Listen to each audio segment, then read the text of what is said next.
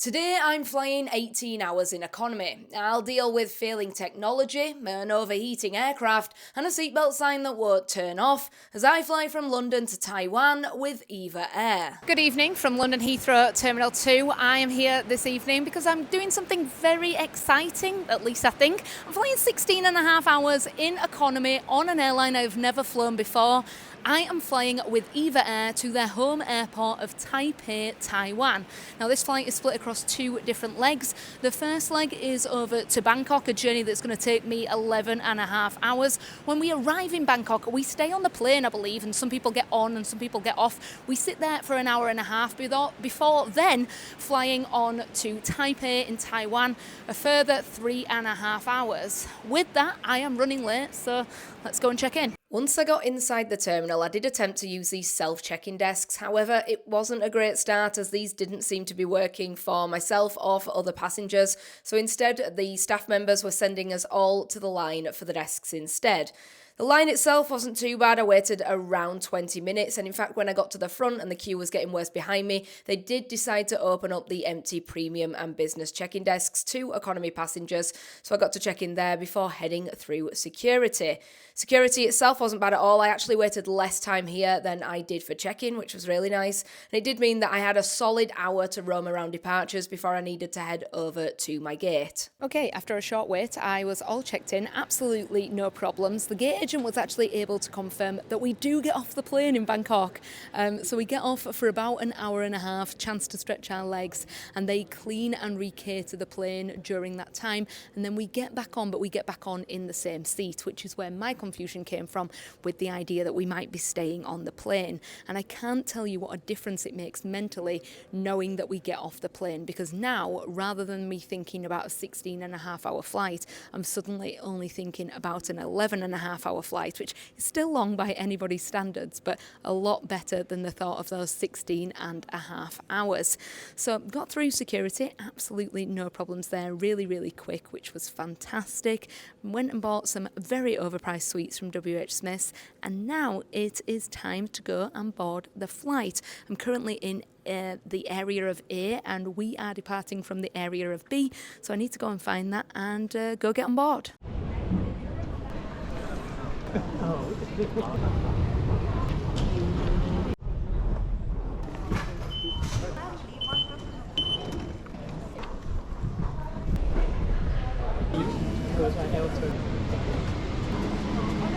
Now, both of today's flights was on the same aircraft, this 7-year-old Boeing 777-300, which has this 343 seating format in economy, and I went with the aisle seat on the left-hand side of the aircraft. We took off from London just over 20 minutes late, with a total flight time to Bangkok of 11 hours and 56 minutes. Around 90 minutes after takeoff, at about 11 p.m, we were served dinner. This was a choice of pork or chicken, and I went with the chicken, which was served with an orzo pasta in a tomato sauce. I had a little bit of the food, which wasn't bad at all as far as plain food in economy goes, but since I'd eaten back in London, I wasn't overly fussed and instead just ready to try and get some sleep. Okay, we've been on board for about 2.5 hours. We've just finished up with the dinner service, and I've just come to the bathroom because now I'm going to try and sleep. I asked ChatGPT the best time to go to sleep on this flight given the time zones and the duration of the flight, and it suggested going to sleep at midnight in the UK. It's about 10 minutes to midnight, and so I'm going to head back to my seat now, and it suggested sleeping for 6 hours, so I'm going to try and do that. That would mean obviously waking up at 6 a.m. UK time, and it would mean we're about 2 to 3 hours before landing out in Bangkok, which would work out perfectly. So fingers crossed, I now get 6 hours sleep. So I did manage to sleep for just short of 6 hours, although I did wake up a few times. Either way, getting in that much sleep in economy is a real win. I woke up just in time for breakfast. We had a choice of scrambled eggs or noodles. I, unsurprisingly, went for the eggs, and trying to film myself eating at a half-decent angle with such little space here, whilst also not disturbing anybody else, was really difficult. I'm definitely learning the difficulties of this career. The food itself was okay, not as good as dinner, and I did skip out on the bacon at the end. We then had a couple of hours before landing into Bangkok. I really wanted to try and be productive and get some work done here, but honestly, there's just not enough space for me to do any typing, so I ended up watching TV TV instead. I realised that sounds like such a lame excuse. I couldn't do it, so I ended up watching TV. But honestly, it is the truth. I would have worked if I could have done. Hello from Bangkok after an 11.5-hour flight. I am looking, I think, and feeling rather refreshed. I got all of the sleep I wanted to get, and I feel really, really good. We have arrived in Bangkok, obviously got off the plane, which I found out back in London, and we have had to go back through security, which I found a little strange. Now, the flight to Taipei is on the exact same plane. However, because we arrived into Taipei just a little bit late, that flight is now delayed. It doesn't mean we've missed a connection, we're just delayed. So I have been through security, grabbed a drink, and now I'm heading back to the gate because we're boarding again. So really quick turnaround. And on to Taipei for a 3.5-hour flight.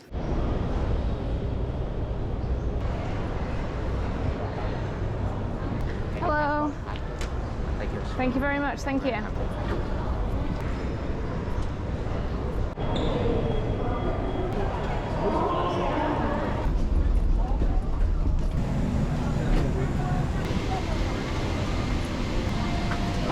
So back in the same seat, and this time I did regret not having the window. You can see it was golden hour in Bangkok and it was just stunning. We took off from Bangkok 40 minutes late, and shortly after takeoff we were served dinner again. Now it's at this point where your body really starts to question what time it is, what meal you're on, and honestly where you are. It's also the point where you're really ready for that proper meal. Like, the portions of plain food just aren't big enough, and if you didn't like what you were served, I can imagine you'd be very, very hungry at this point too, especially since, because we had to go back through security, we didn't have time to go and grab anything quick to eat from inside the airport before going back on this next flight. Okay, we're about halfway now through this second flight. There's about an hour and a half to go until we arrive in Taiwan. However, this is actually the first time I've had the chance to get up out of my seat. It seems that EVA Air choose to leave the seatbelt sign on right up until the first meal service. So you have the seatbelt sign on for taxiing, for takeoff, and then it remains on until the first meal service has been served. And I believe that's to try and minimise the number of interruptions with the crew having to go around passengers getting up and about, which can be a little bit frustrating. However, during that meal service, we also had quite a bit of turbulence, which did make it quite difficult to eat, but also meant that the seatbelt sign stayed on until just now. So I'm taking this opportunity to come and use the bathroom before hopefully landing into Taiwan in about an hour and a half's time. I thought going back to the same seat would be a little bit frustrating on this flight, and I thought it'd make the two flights feel like they've merged into one, but there's definitely been some distinction, which has been really nice. One frustration I've had, unfortunately, is that the internet does not seem to be working.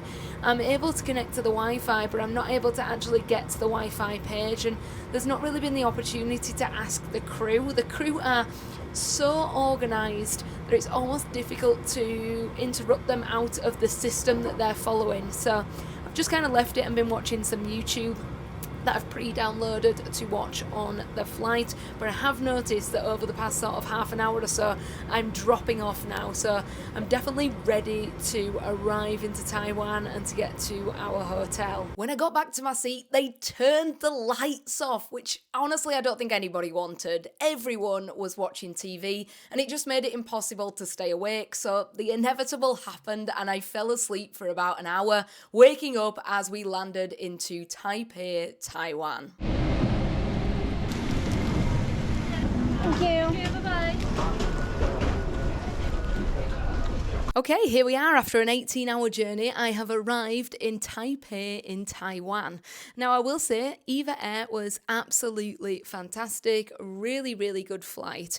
My anticipation going into this flight, I was very, very nervous, specifically about the total duration of the flight, but overall, it was fantastic. Now, some of that was due to EVA Air being great, but some of it I also feel was down to sleeping when I was supposed to sleep and sleeping for the amount of time that I was supposed to sleep, which really really broke up that first 11.5 hour flight, meaning I had about 2 hours of like watching TV and working at the start of the flight and 2 hours at the end of the flight, and the rest was just sleep. Unfortunately, I also slept for an hour towards the end of that second flight, which has now resulted in it being midnight local time and me having a surprising amount of energy. I have a really early start tomorrow, so I'm hoping I can get a full night's sleep here in the hotel.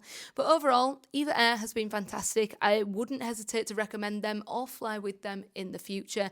And I really appreciate you guys coming along on the journey with me.